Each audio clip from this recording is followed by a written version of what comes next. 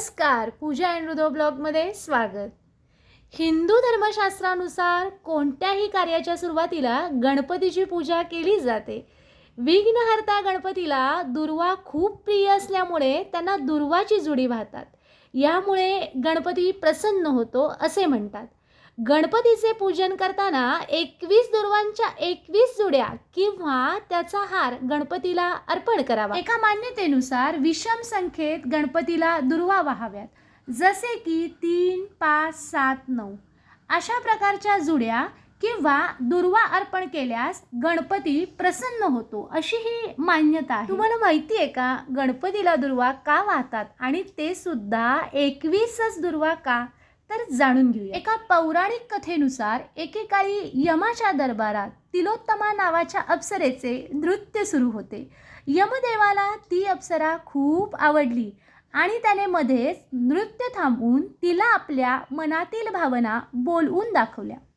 परंतु मध्येच नृत्य थांबविल्याने अप्सरेच्या क्रोधातून एक राक्षस निर्माण झाला.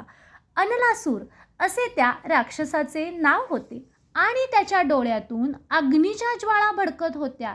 तिलोत्तमेचे नृत्य मध्येच थांबविल्यामुळे आता मी तुला खाऊन टाकेन अशा त्याच्या बोल्यावरून यमदेव घाबरून पळून गेले. अनलासुराने तिथे तांडव सुरू केला. त्याला समोर जे दिसेल ते खात सुटला. अशाने सर्व देव घाबरून विष्णूंना शरण गेले. परंतु अनलासूर तेथेही पोहोचला आणि त्याला पाहिल्यावर विष्णूंनीही गणपतीचे स्मरण सुरू केले. गणपती बाल रूपात प्रगट झाले आणि स्मरण केल्याचे कारण विचारले. तेव्हा अनलासुराने देवांचे जगणे कठीण केल्याचे दिसून आले. परंतु गजानन आपल्या जागी आहे तिथेच उभे राहिले. अनलासूर जेव्हा गणपतीकडे वळला आणि त्यांना गिळण्यासाठी आपल्या पंजांनी उचलू लागला, तेच अनलासुराच्या हातातील बाल गणपतीने प्रचंड रूप धारण केले. आभाळापर्यंत भिडलेले विराट रूप बघून अनलासुराला काही सुचेना. तोपर्यंत गजाननाने एका क्षणात अनलासुराला सोंडेत पकडले आणि गिळून टाकले.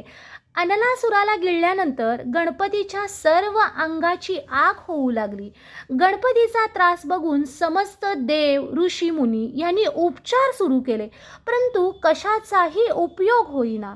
शेवटी त्या ठिकाणी उपस्थित असलेल्या 88,000 ऋषीमुनींनी प्रत्येकी 21 दुर्वांची जुडी अशा दुर्वा गजाननाच्या मस्तकावर ठेवल्या आणि चमत्कार म्हणजे दुर्वांकुर गणेशाला अर्पण केल्यानंतर गणपतीच्या अंगाचा दाह शमला. तेव्हापासून गणपतीला दुर्वा प्रिय आहेत आणि गणपती पूजनात दुर्वांचे अनन्यसाधारण असे महत्त्व आहे. दुर्वा ही एक पवित्र वनस्पती आहे. ऋग्वेदामध्ये सुद्धा या वनस्पतीचे अनेक उल्लेख आपल्याला आढळतात. दुर्वा ही प्रजोत्पादक वनस्पती असल्यामुळे गर्भधान विधीच्या वेळी स्त्रियांच्या नाकामध्ये दुर्वांचाच रस पिळला जातो. आता गणपती बाप्पांना जास्वंदीचं फूल इतकं का प्रिय आहे तर त्यामागं सुद्धा एक छोटीशी कथा आहे बघा. भारद्वाज मुनींना पृथ्वीपासून एक जास्वंदीच्या फुलासारखा लाल रंगाचा पुत्र झाला. त्याचं नाव त्यांनी मंगळ असं ठेवलं. त्याच मंगळाला भारद्वाज मुनींनी श्री गणेश मंत्राचा उपदेश केला. ह्या मंगळाने श्री गणेश मंत्राची उपासना करून श्री गणपती बाप्पांना प्रसन्न केलं. श्री गणपतीकडे मंगळाने असे वरदान मागितले की आपल्या चरणी मला स्थान द्या. त्याच वेळेला श्री गणपतींनी सांगितले की कोणत्याही मंगल कार्यामध्ये लाल रंगाचा जर वापर केला नाही तर ते मंगल कार्य सफल होणार नाही.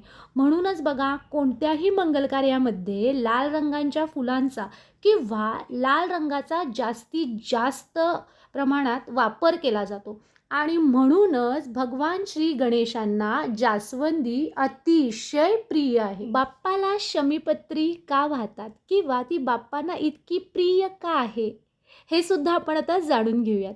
आऊर्य ऋषीला शमिका नावाची मुलगी होती. धौम्य ऋषींचा पुत्र मंदार ह्याच्याशी तिचा विवाह झाला. त्यांच्या आश्रमात एकदा भृशुंडी ऋषी आले होते. त्यावेळेला त्यांचे भव्य पोट आणि स्थूलपणा बघून ते दोघे हसले.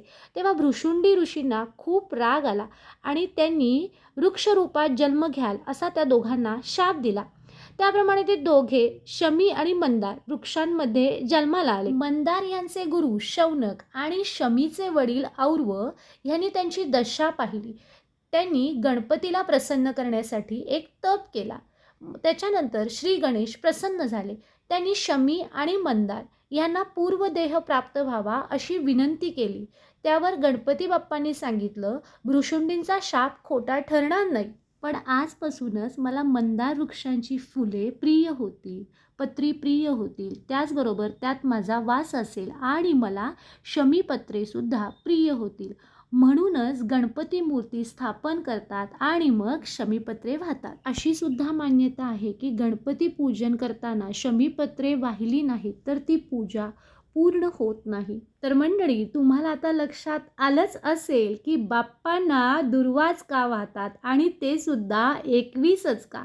जास्वंदाचं फूल बाप्पांना इतकं प्रिय का? आणि हो, शमीपत्रीच का बाप्पांना अर्पण करतात ते? ह्या उद्देशानेच आजचा हा व्हिडिओ गणेश उत्सवानिमित्त मी बनवला आहे. आशा आहे की हा व्हिडिओ तुम्हाला नक्कीच आवडला असेल. आवडल्यास लाईक करा, शेअर करा फॅमिलीसोबत, फ्रेंडसोबत, गणेश भक्तांच्यासोबत. आणि हो, कमेंटमध्ये नक्की टाका गणपती बाप्पा मोरया. अशा इंटरेस्टिंग ब्लॉग्ससाठी चॅनलला आजच फॉलो करा. भेटू लवकरच नेक्स्ट अशा इन्फॉर्मेटिव्ह व्हिडिओमध्ये. तोपर्यंत श्री स्वामी समर्थ, गणपती बाप्पा मोरया.